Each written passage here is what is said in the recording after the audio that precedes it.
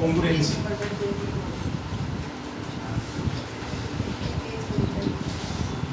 देखो इससे पहले दो रूल पढ़े थे है ना, एक पढ़ा था ASA, एक पढ़ा था हमने SAS, ठीक है।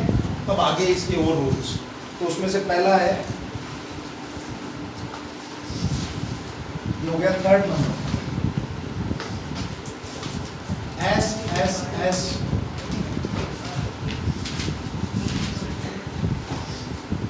SSS congruency.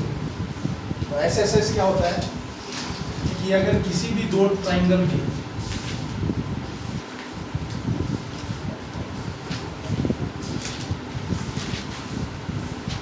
सब साइड इक्वल है तो उसमें कौन सा लगेगा, SSS। लिख लो, इसको लिखो,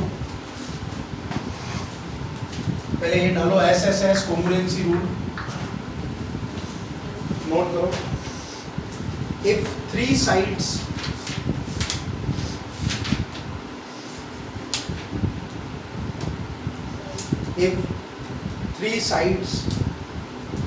of one triangle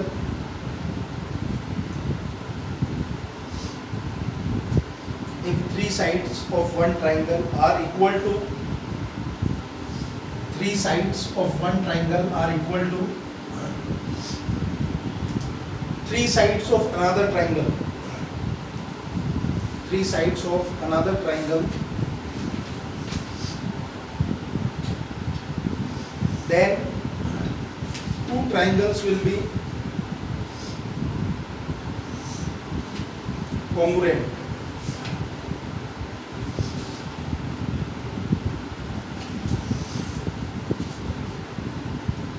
ठीक है, अब लिखो last,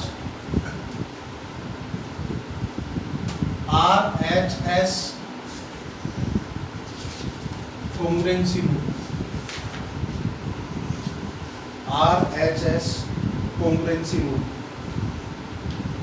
in two right angle triangle, ये लगता है जब right angle triangle, in two right angle triangle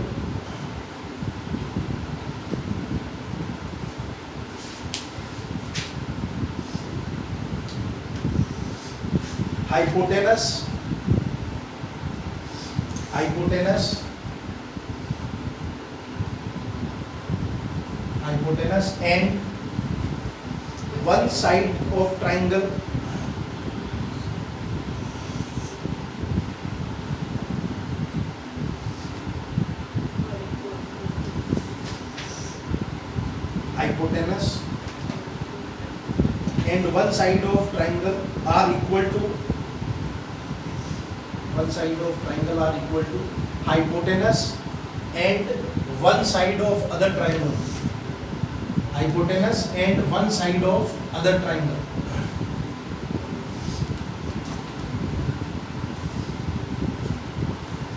one side of other triangle, ठीक है। अब देखो इसको कैसे होता है, तो इसमें RHS रूल जब भी लगेगा तब हमको क्या क्या चाहिए, एक तो राइट एंगल होना चाहिए, एक हाइपोटेनस बराबर होना चाहिए और एक उसकी साइड बराबर होनी चाहिए। तो साइड ये भी बराबर हो सकती है और ये भी बराबर हो सकती है, ठीक है। तो ये आपको पहचानना है कि अगर कहीं पे भी दो राइट एंगल ट्राइंगल है तो दोनों में एक तो 90 डिग्री होना चाहिए, एक दोनों का हाइपोटेनस बराबर होना चाहिए और एक दोनों की साइड बराबर होनी चाहिए। अगर ऐसा हो रहा है तो इसका मतलब उसमें कौन सा कॉन्ग्रुएंसी लग रहा है, RHS। तो ये दो पढ़े आज हमने, SSS और RHS, ठीक है। अब देखो example,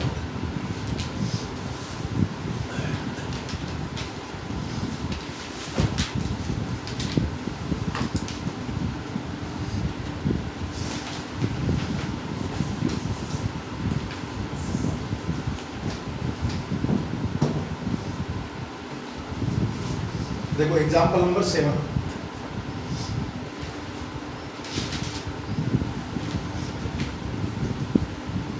AB is a line segment, ठीक है। तो ये हमने एक बना दिया यहाँ पे AB line segment. P and Q are point on opposite sides of AB. Opposite sides of AB मतलब एक तरफ P है और एक तरफ Q है. फिर such that each of them is equidistant from the point A and B. तो इसका मतलब PA और PB बराबर है और QA और QB बराबर है. ये कह रहा है AB के अपोजिट साइड्स में दो पॉइंट है और वो पॉइंट ऐसे हैं कि उनकी AB से डिस्टेंस बराबर है. तो इसका मतलब PA PB के बराबर है और ये वाला इसके बराबर. तो ये हम गिवन में लिख भी लेंगे. गिवन में हो जाएगा PA is equal to PB and QA is equal to QB. ठीक है. फिर so that the line PQ is perpendicular bisector of AB. PQ line PQ, तो ये PQ को ज्वाइन किया. तो ये कह रहा है ये PQ परपेंडिकुलर बाइसेक्टर है. तो हमको दो चीजें प्रूफ करनी पड़ेगी. एक तो AC is equal to CB to prove. देखो लैंग्वेज जैसे कई बार होता है ना, ये क्वेश्चंस में लैंग्वेज लिखना, तो लैंग्वेज लिखने का तरीका यही है कि आप पहले क्वेश्चन को पढ़ो. जैसे अभी अपन ने सीधा डायग्राम नहीं बनाया, उसका जो बेसिक डायग्राम था वहां से बनाया, तो आपको पता चल जाता है कि क्या क्या दिया हुआ है. अब इसने बोला कि PQ AB को परपेंडिकुलर बाइसेक्टर होना चाहिए. तो इसका मतलब AC is equal to CB proof करना है एक तो बाइसेक्टर, और एक ये वाला एंगल और ये वाला एंगल दोनों कितने होने चाहिए 90 डिग्री के. तो इस एंगल का नाम क्या है, angle PCA is equal to angle PCB is equal to 90. तो ये गिवन और प्रूफ का काम. ठीक है. अब हम करते हैं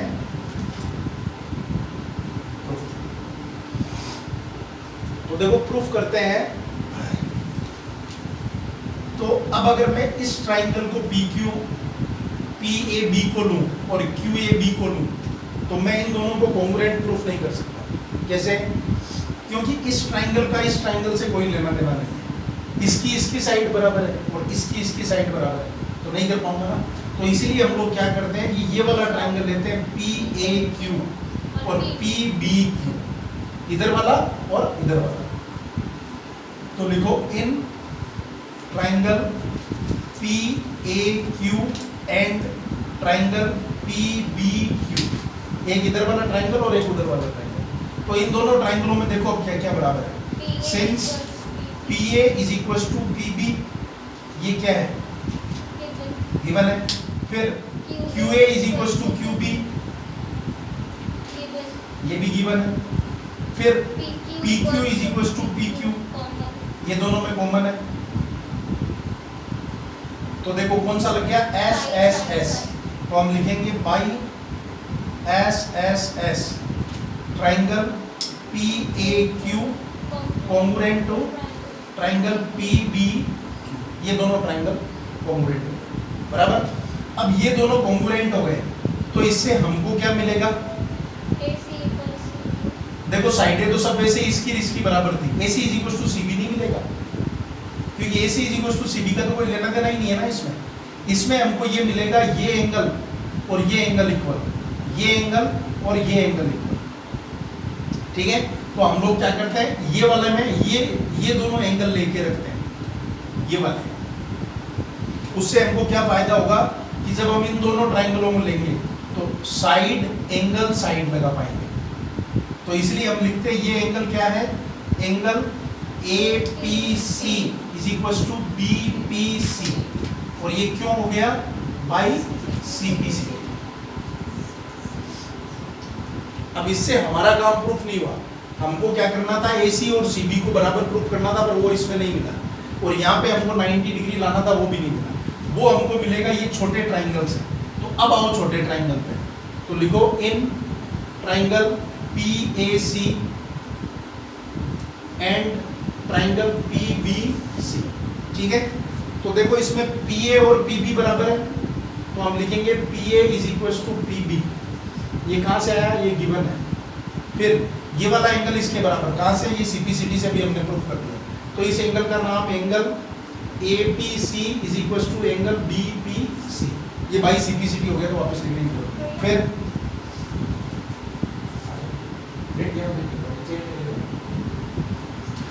एंगल APC ये वाला और इधर एंगल BPC, ये दोनों एंगल बराबर है ना।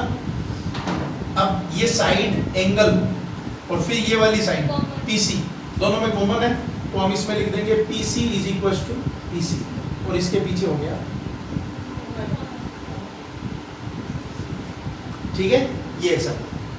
तो SAS, तो यहां पे लिखेंगे बाई SAS, बाई SAS, ये दोनों ट्राइंगल कॉन्ग्रुएंट हो गए, तो triangle PAC congruent to triangle PBC।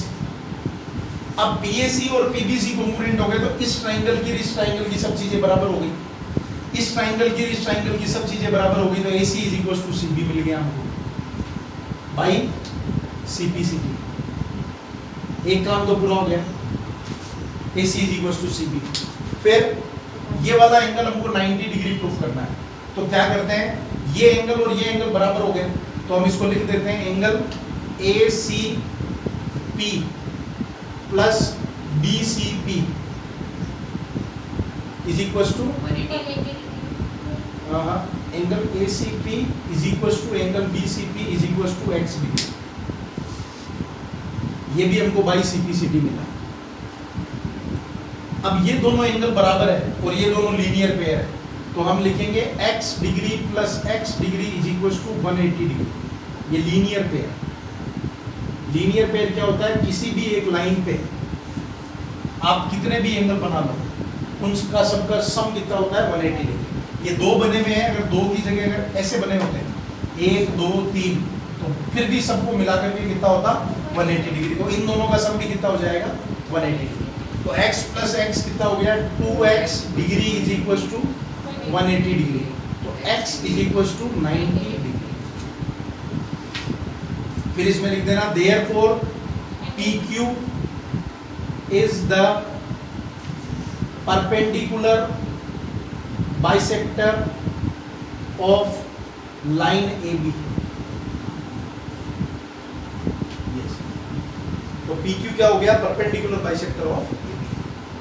देखो वापस सुन लो, सबसे पहले तो डायग्राम, ठीक है, इसमें क्या हुआ कि हमको करने तो ये दोनों ही प्रूफ थे, बट ये दोनों हो नहीं रहे थे क्योंकि सिर्फ एक साइड ही बराबर थी, तो हमको ये एंगल बराबर करना था। तो पहले हमने इधर वाला बड़ा ट्राइंगल लिया और इधर वाला बड़ा ट्राइंगल लिया, फिर इन दोनों को कॉन्ग्रुएंट प्रूफ करोगे, तो इन दोनों को कॉन्ग्रुएंट प्रूफ करने से ये एंगल इसके बराबर, ये एंगल इसके बराबर, तो ये एंगल आ गए। फिर दोनों छोटे ट्राइंगल लेना, तो साइड ये इसके बराबर, ये एंगल इसके बराबर और बीच में कॉमन, तो लग जाएगा ऐसे लग गया। तो ये वाला ट्राइंगल और ये वाला ट्राइंगल, ये दोनों कॉन्ग्रुएंट हो गए। जब कॉन्ग्रुएंट हो जाते हैं तो सब चीजें बराबर होती हैं, सब चीजें बराबर, तो AC और CB बराबर हो गए, तो एक काम हमारा AC is equal to CB आ गया। फिर हमको यहाँ पे 90 डिग्री प्रूफ करना था, तो ये दोनों एंगल बराबर हो गए CPCD से, क्योंकि ये इधर का ट्राइंगल है और वो उधर का, तो ये एंगल और ये एंगल बराबर, तो बराबर है, तो मैंने दोनों का x मान लिया, तो x प्लस x 2x, और ये लीनियर पेयर है, तो linear pair 2x is equal to 180 degree, तो x इज इक्वल टू कितना हो गया 90। यस, ठीक है, इसको समझो और नोट करो।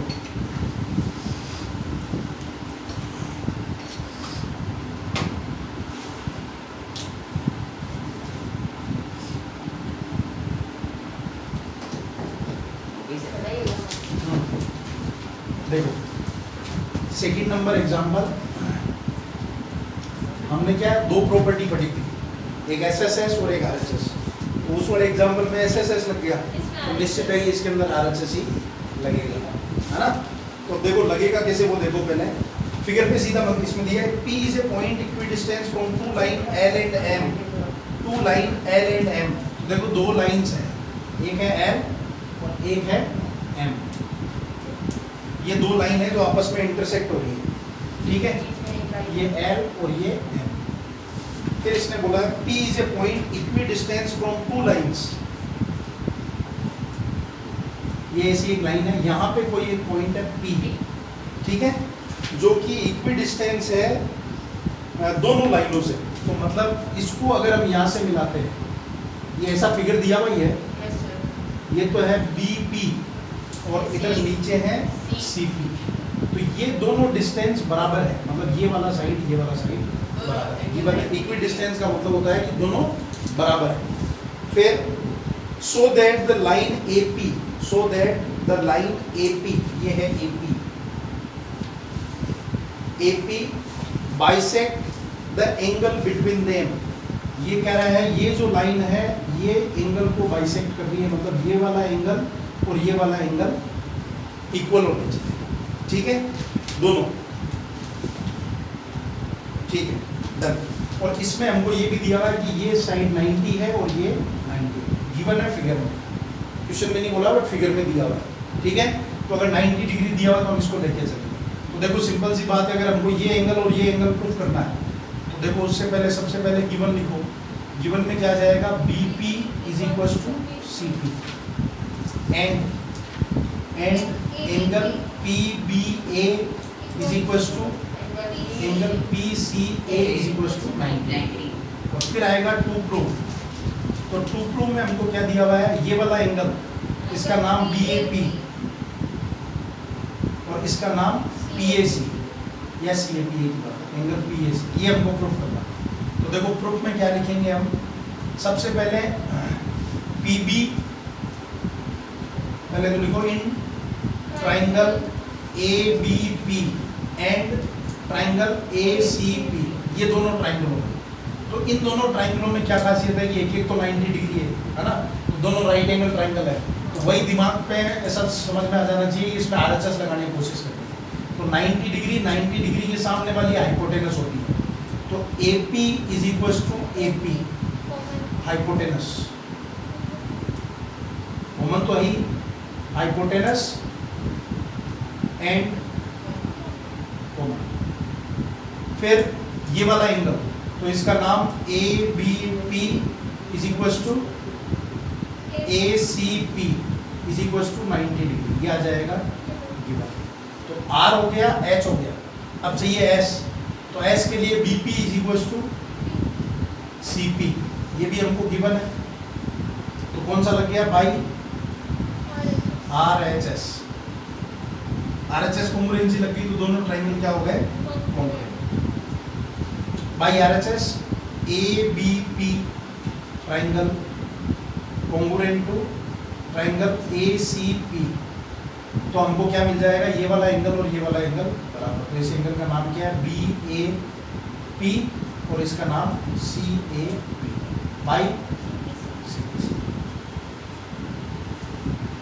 इसलिए लिखने से पहले क्या है, सोच लिया करो थोड़ा सा, तुम सोचो कि मैं लिखते लिखते ही मेरे दिमाग में आता जाए, ऐसा नहीं होता।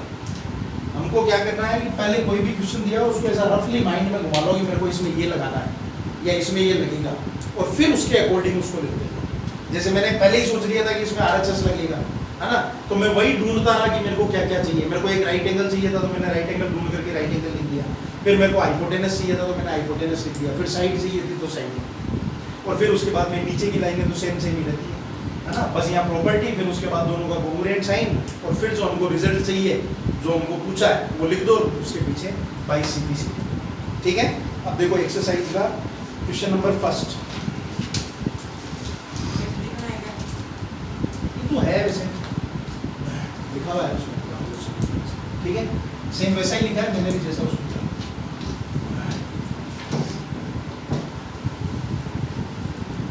देखो एक्सरसाइज 7.3 क्वेश्चन नंबर 1 पढ़ो, ABC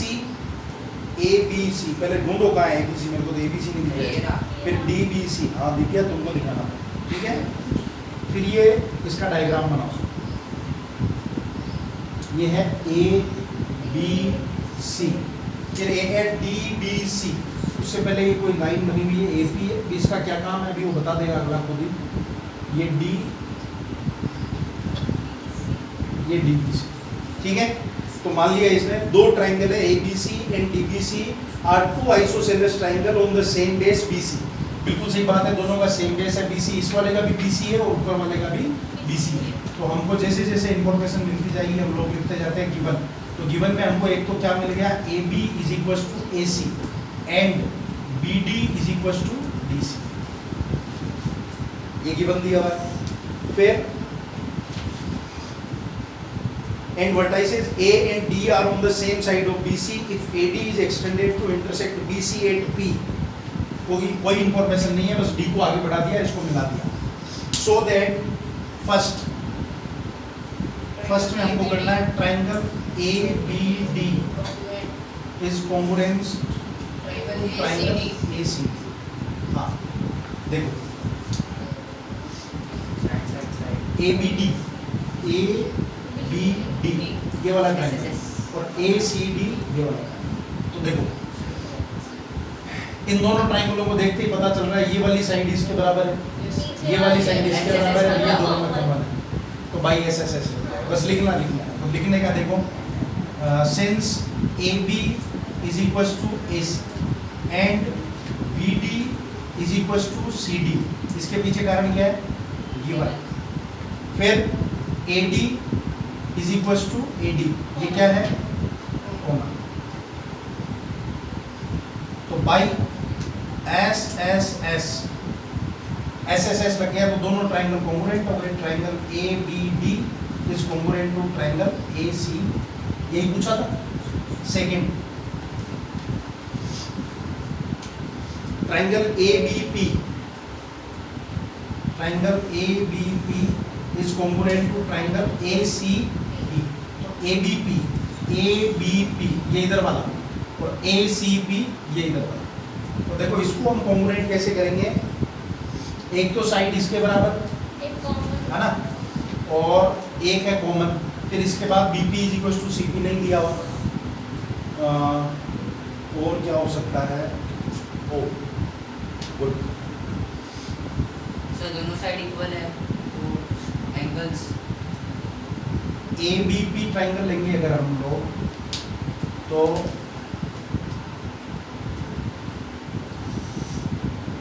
ए बी पी है ना और ए सी पी। तो देखो एक जो बराबर है वो तो लिखो पहले, A B is equal to A C, एक तो ये है ना, और A B equals to A B common. हाँ नहीं, A B is equal to A C तो गिवन है, A B is equal to A C और A P is equal to A P common.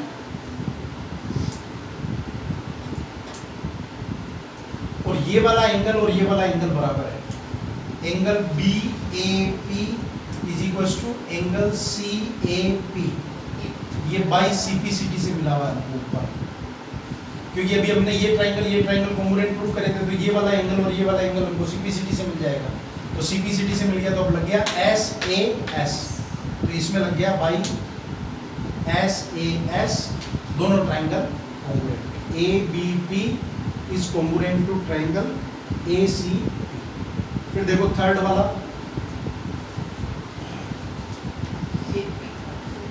Third में क्या, A P bisect angle A as well as angle D. तो ये दोनों तो बराबर हो गए, तो ए पी ए को तो बाइसेक्ट कर रही है। Since angle B A P is equal to angle C A P by C P C T, ये हम कर चुके। तो इसका मतलब angle A is bisecting by A P. A P A को तो बाइसेक्ट कर रही है, अब हमको डी को प्रूफ करना है, ठीक है। तो डी को प्रूफ करने के लिए हमको क्या करना पड़ेगा कि ये दोनों ट्राइंगल कॉन्ग्रुएंट प्रूफ करना पड़ेगा, बीपीसी, बीपीडी और पीडीसी। तो लिखो फिर से, triangle BPD and triangle CPD, ये ट्राइंगल और ये ट्राइंगल, इन दोनों को हमको कॉन्ग्रुएंट प्रूफ करना पड़ेगा। तो देखो इन दोनों को कॉन्ग्रुएंट प्रूफ करोगे तो BD is equal to C D, फिर एक एक common D P is equal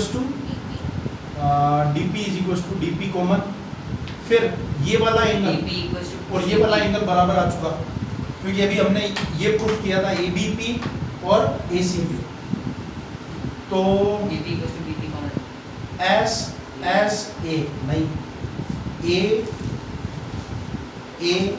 S लग सकता है इसमें। ये एंगल इसके एंगल के बराबर है और ये वाला एंगल और ये वाला एंगल बराबर है, क्योंकि ये दोनों साइड इक्वल है। तो इसका नाम लिखो angle P B D is equal to, इसका नाम क्या है, एंगल पी सी डी। इसके पीछे कारण आएगा angles opposite to equal sides, तो ये बराबर होगा। तो ये वाला एंगल और ये वाला एंगल बराबर हो गया, ठीक है। ये वाला एंगल और ये वाला एंगल भी बराबर है, तो इसका भी नाम लिख दो, इसका नाम है D D P B is equal to angle D P C is equal to 90 degree. ये by C P C T से मिला आपको पीछे, ठीक है। तो ए और एस, तो इसका मतलब B D is equal to C D, छोड़ो इसको हटा, ये लग गया ए एस, ठीक है, या ए एस से लगा सकते हो। Angle side angle, angle side angle, क्योंकि दो एंगल बराबर है तो तीसरा एंगल भी बराबर होता है, ठीक है। तो इसमें लिख देना by A S B, angle side angle. तो ये दोनों ट्राइंगल कॉन्ग्रुएंट, ये दोनों ट्राइंगल कॉन्ग्रुएंट, तो ये वाला एंगल और ये वाला एंगल बराबर। तो ये डी को भी बाइसेक्ट कर देगा। या इसका एक तरीका हो रहा है कि जैसे अभी अपन ने ये दोनों प्रूफ करे थे, तो ये ऊपर वाला एंगल और ये ऊपर वाला एंगल बराबर आ गया, और पूरा होता है 180।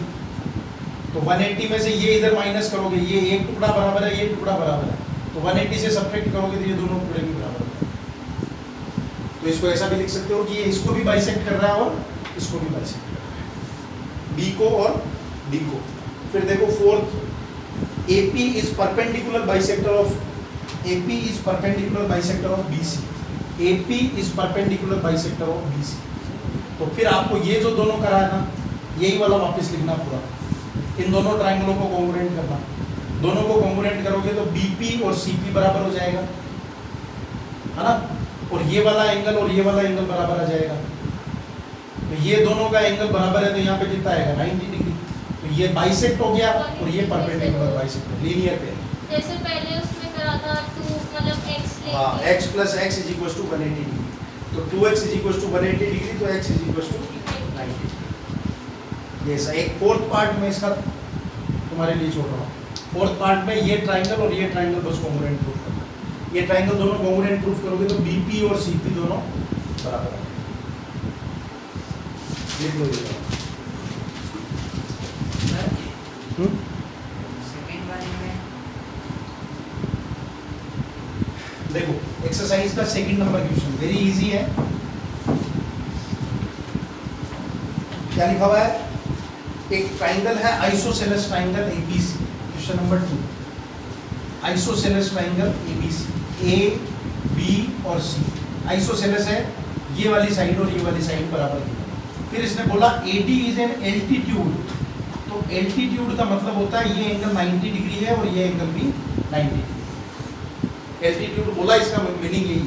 तो इसका फर्स्ट पार्ट है, हमको प्रूव करना है AD बाइसेक्ट BC, तो इसका मतलब हमको प्रूव करना है BD is equal to DC, ये हमको प्रूव करना है। तो हम लोग क्या करते हैं, दोनों ट्राइंगल लेते हैं, एक ट्राइंगल ABD और इधर से ट्राइंगल ADC और ये। तो इन दोनों में क्या है, दोनों एंगल 90 डिग्री, सामने वाला हाइपोटेनस 90 डिग्री, सामने वाली साइड हाइपोटेनस होती है, तो 90 डिग्री मिल गया, हाइपोटेनस मिल गया और एक साइड कॉमन, तो प्रॉपर्टी लग गई RHS, RHS लग गई, तो ये दोनों ट्राइंगल कॉन्ग्रुएंट हो गए। दोनों ट्राइंगल कॉन्ग्रुएंट हो गए तो हमको क्या मिल जाएगा, BD is equal to DC by CPC। फिर इसने सेकंड पूछा है कि एंगल AD जो है एंगल A को बाइसेक्ट कर रहा है, तो ऑटोमेटिकली बाइसेक्ट कर रहा है, ये एंगल और ये एंगल बराबर हो गया बाई CPCD से। तो अगर दोनों एंगल बराबर है, इसका मतलब ये लाइन उसको क्या कर रही है, बाइसेक्ट। ठीक है, ये इतना करना है आपको। फिर इसके बेसिस पे क्वेश्चन नंबर 3, 4 और 5 इसको ट्राई करके देखना, होगा गुड, नहीं होगा then I will explain. Okay, 3, 4 और 5। तो ये आपकी एक्सरसाइज 7.3 और चैप्टर 7 खत्म। इसके आगे जो टॉपिक है इनइक्वालिटीज, वो इस बार सिलेबस से कट हो चुका है।